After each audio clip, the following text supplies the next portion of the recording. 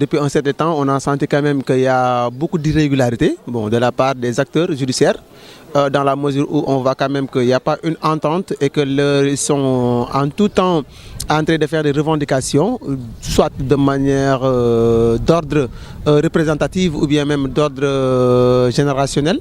Et on voit également quand même qu'il y a toujours cette mainmise de l'exécutif sur le judiciaire, ce qui toutefois empreint ou bien même paralyse l'objectif ou bien même le but recherché par le peuple, c'est-à-dire une justice équitable. En parlant du système judiciaire, on parle sur l'ensemble des règles de la procédure et tout ce qui va avec, c'est-à-dire l'organisation de la justice au Sénégal.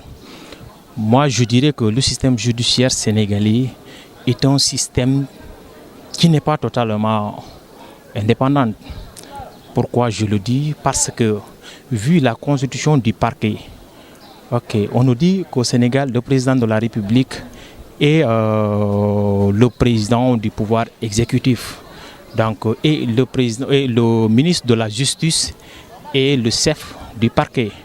Donc, vu l'ordonnance, c'est-à-dire la constitution du pouvoir exécutif sénégalais, on a tendance à dire qu'au Sénégal, il y a un problème. Il y a un problème qui nécessite vraiment d'être résolu. Parce que la justice n'est pas totalement indépendante. D'après ce qu'avait dit Montesquieu dans sa philologie sur la séparation des pouvoirs, je pense qu'ici au Sénégal, on a une idéologie qui est un tout petit peu contraire à l'idéologie de Montesquieu, qui consacrait sa politique sur la séparation totale des pouvoirs. Ici au Sénégal, on a toujours la même mise de l'État au sein des structures judiciaires. Vu des fois dans les audiences au tribunal, on a toujours la même mise de l'État. Regardez un cas très particulier, celle de le fait qu'on limoge Aly Ndao en plein salle d'audience lors de son audience avec la CREI. Et puis, moi je pense qu'on n'a pas besoin des hommes forts ici. On a besoin des institutions judiciaires très très très fortes pour pouvoir améliorer notre justice étatique. Le système judiciaire du Sénégal tel qu'il est conçu aujourd'hui est en déphasage avec le système judiciaire qui assure une bonne démocratie et l'état de droit. Parce que un pays qui veut se parer vraiment des clauses chatoyantes de la démocratie et de l'état de droit ne doit pas se comporter de la sorte sur le plan judiciaire. Actuellement au Sénégal, dans les textes, la justice est libre. Il y a une indépendance de la justice. Mais dans la réalité, on se rend compte que cette indépendance n'est qu'une utopie, n'est qu'une illusion. Dans la mesure où, chaque jour, on se rend compte que l'exécutif a une mainmise sur le pouvoir judiciaire.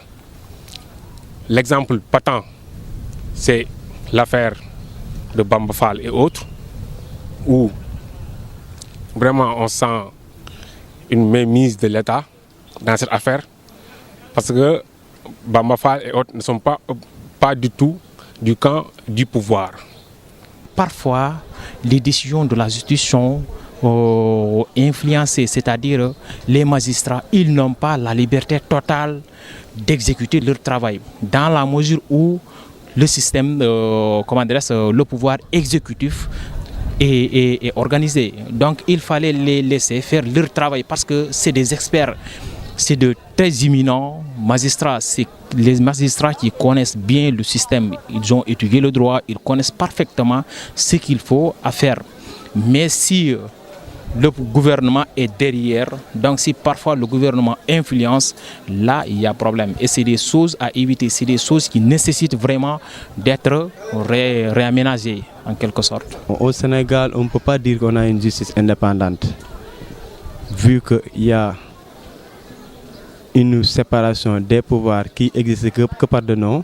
Mais en réalité, quand vous vous enfoncez un peu, on peut dire qu'il n'y a pas une justice indépendante en tant que telle, dans le sens vrai du mot, ici au Sénégal. Parce qu'on voit toujours la présence des hommes politiques, la présence de l'État, la présence de l'exécutif au sein des décisions judiciaires, au sein des tribunaux et au sein des cours d'appel. Il faut réformer, il faut essayer de voir comment faire pour changer ce qui est actuellement au Sénégal à propos de la justice. On aurait voulu quand même qu'il y ait des réformes profondes qui permettraient donc qu'une justice équitable soit rendue aux intérêts et pour le peuple sénégalais. Et nous le disons également en tant que jeunes juristes depuis un certain temps, nous ne sommes pas satisfaits, nous déployons beaucoup le comportement de certains juristes au niveau de la classe supérieure, au niveau des magistratures, au niveau